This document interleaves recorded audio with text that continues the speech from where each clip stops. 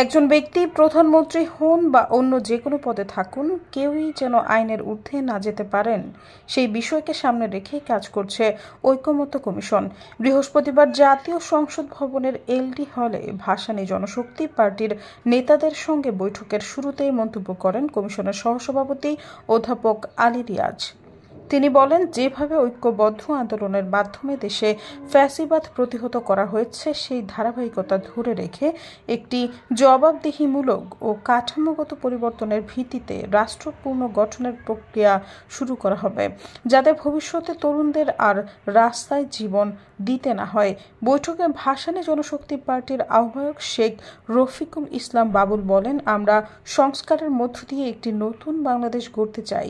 জাতীয় বীরদের যথাযথ মর্যাদা নিশ্চিত সহ বেশ কিছু প্রস্তাব নিয়ে আমরা কমিশনের কাছে এসেছি।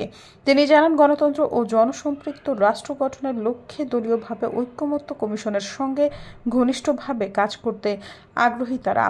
এদিকে ছাত্র জনতার অভ্যুত্থানে আওয়ামী লীগ সরকারের পতনের 9 মাস পর দেশ ছাড়লেন এই সরকারের রাষ্ট্রপতি আব্দুল হামিদ। বুধবার দিবাগত রাত 3টা 5 মিনিটে থাই এয়ারওয়েজের একটি ফ্লাইটে তিনি দেশ ছাড়েন। বৃহস্পতিবার শাহজালাল আন্তর্জাতিক বিমানবন্দরের দায়িত্বশীল একটি সূত্র তার দেশ ছাড়ার বিষয়টি নিশ্চিত করেছেন। সৈয়দা ফারিয়া, সমযোগ।